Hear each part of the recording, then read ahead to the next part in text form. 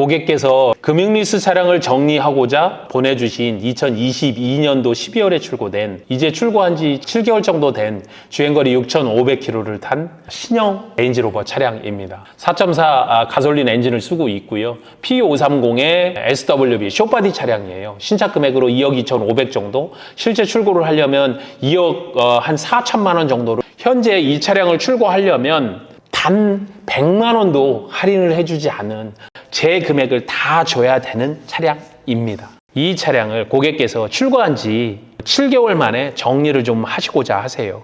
처음에 KB캐피탈로부터 2억 정도는 현금을 주셨고 4,530만 원을 할부처럼 실행을 시키신 거예요. 단 명의는 내 명의가 아닌 거죠. 금융리스니까. 금융리스의 장점은 내 명의가 아니다. 그런 거로 내 자산으로 잡히지 않는다. 세금을 덜 낼 수 있게 된다. 그리고 운용리스와는 다르게 중도 해지를 한다 하더라도 높은 페널티를 반납할 때 30-40%, 중도 해지해서 인수할 때 10% 정도의 페널티를 받지 않고 할부처럼 2.5%의 페널티를 받게 된다. 그렇기 때문에 비용을 줄일 수 있다. 이러한 장점을 가지기 때문에 2억 4천 정도 되는 차량을 2억 정도를 집어넣고 4,530만 원만 매달 21만 원 내는 조건으로 리스를 실행시킨 겁니다. 금융리스고 아는 사람만 아는 무늬만 리스. 실제로는 내가 돈을 거의 다 냈으면서 리스 회사가 차적을 가지고 있는 무늬만 리스 차량이라고 하는 차량입니다. 차를 정리하고 싶어요. 사업자로서 내가 현금이 당장 필요하면 당연하게 2억 가까이 들어가 있는 차량들 정리할 수 있겠죠. 그러면 현금을 바로 내가 확보할 수 있겠죠. 이 차를 정리하려면 975만 원이에요. 2억을 현금으로 일시불로 리스를 실행시킬 수 있는 사람이 975만 원이 돈이 없어서 중도 해지를 못하는 걸까요? 이유는 딱 두 가지입니다. 이렇게 975만 원 지금 넣어주는 순간 내 앞으로 15일 이내에 명의 이전을 해야 되고, 그렇게 명의 이전을 하게 되면 원래 취지와는 달라진다는 점. 두 번째로는 975만 원이지만 실제로 내가 15일 이내에 이전을 시키려면 과표 기준가 보니까 한 1억 5천 돼요. 그거에 8%, 1,200만 원의 이전비를 내고 이전을 시켜야 돼요. 그러면 그걸로 끝나는 거냐? 내가 돈이 필요해서 이 차를 정리하려고 하는 거잖아요. 내 앞으로 명의도 옮겨야 되고 1,200만 원도 내야 되고, 그리고 다시 또 이 차량을 중고차 딜러에게 판매를 해야 돼요. 시가 기준으로.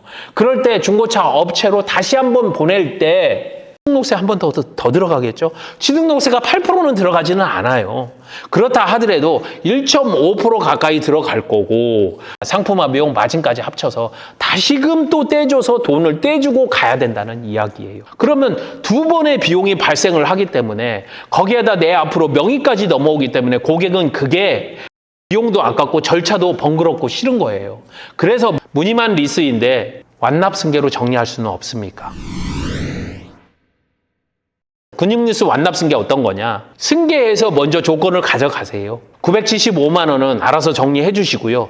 나머지 금액 이전비, 그 다음에 비용 다 떨고 마진 빼고 저한테 얼마 주실 수 있습니까? 라고 이분은 취등록세 1,200만 원과 그리고 본인 명의로 넘어오는 것을 회피하고자 하는 굉장히 스마트하고 똘똘한 질문을 주신 거예요.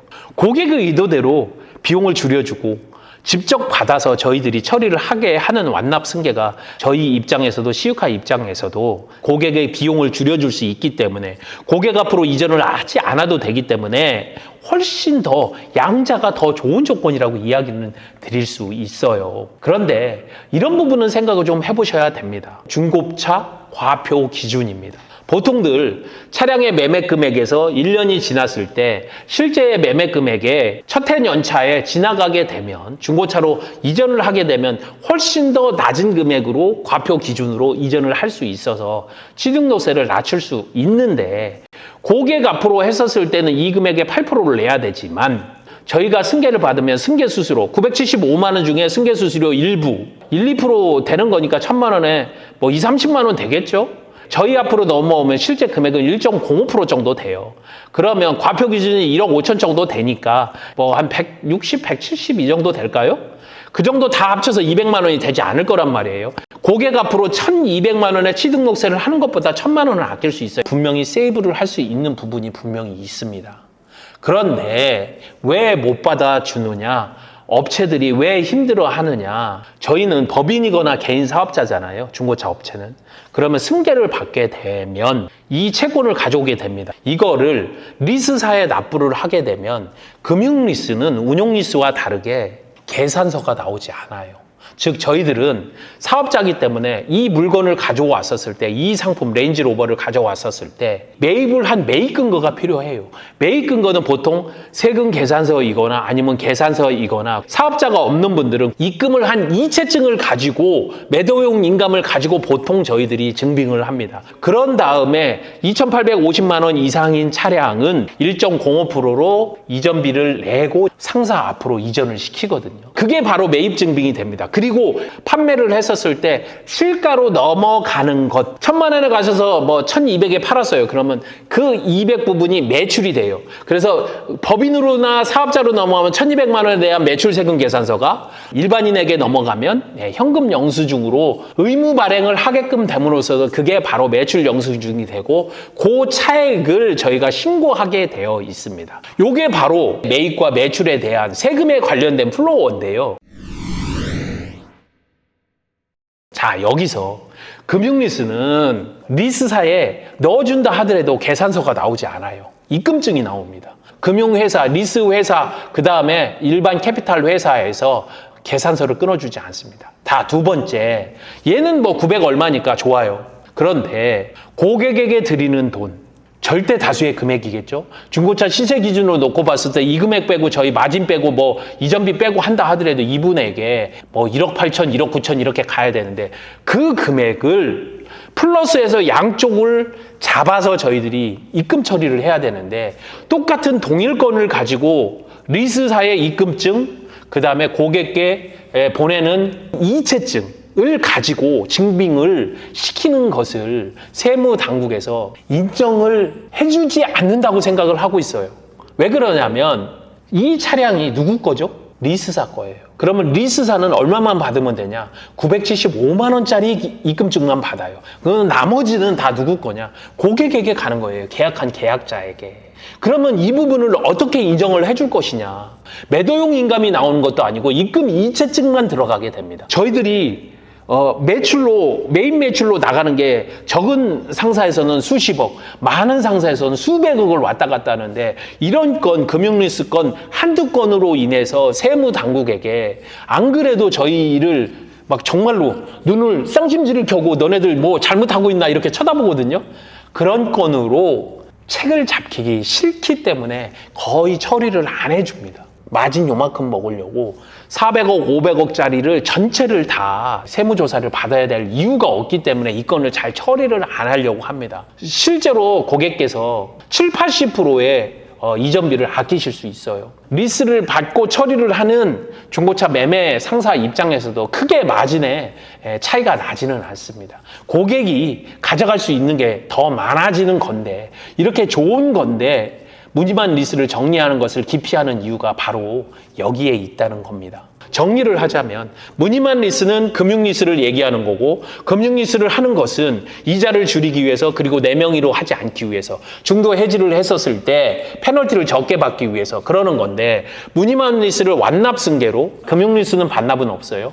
그러면 내가 인수해서 판매를 하거나 완납승계로 정리를 해야 되는데, 인수해서 판매를 하게 되면 원래의 취지에 맞지 않게 내 앞으로 이전을 해야 되고, 취등록세가 2번 발생을 하기 때문에 그 비용이 엄청 올라가겠죠. 이와 같은 경우에는 과표 기준 1억 5천이기 때문에 1,200만 원 이상, 거기다가 다시 또 매매상사로 넘겨줘야 되기 때문에 그렇게 되면 한 1,400만 원 정도를 내야 되는 상황에 직면을 하게 되고, 완납 승계를 하게 되면 실제 비용으로 들어가는 거는 1,000만 원 이상을 절약할 수 있는데, 고객께서 왜 중고차 매매상사에서 이 부분을 조심스러워 하느냐? 매입 근거가 약하기 때문에, 동일건을 가지고 양자에서 매입 근거를 받아서 이것을 세무적으로 처리를 해야 되기 때문에 조심스럽고 긁어부스럼을 만들기 싫어서 하지 않는다. 그러나 법적으로 제가 볼 때는 문제가 있는 것은 아니다. 적극 소명을 하면 문제없이 처리될 수 있는 게 완납 승계다. 이렇게 이야기를 드리고요. 이 멋진 차를 과연 고객께서는 저희한테 완납 승계로 넘기셨을까요? 이 부분은 저희의 밴드 카페에서 다시 한번 정확하게 한번 다루기로 하고, 오늘은 무늬만 리스, 금융 리스를 완납승계로 했었을 때 왜 꺼려 하는지에 대해서 정확하게 이야기 드리면서 오늘 무늬만 리스, 금융 리스를 완납승계 하는 것에 대한 케이스를 마치도록 하겠습니다. 항상 말씀드리죠. 여러분들께 도움이 되도록 하겠습니다. 리스, 렌트, 그리고 오늘 금융 리스의 진심인 남자 시우카TV의 정진환이었습니다. 감사합니다.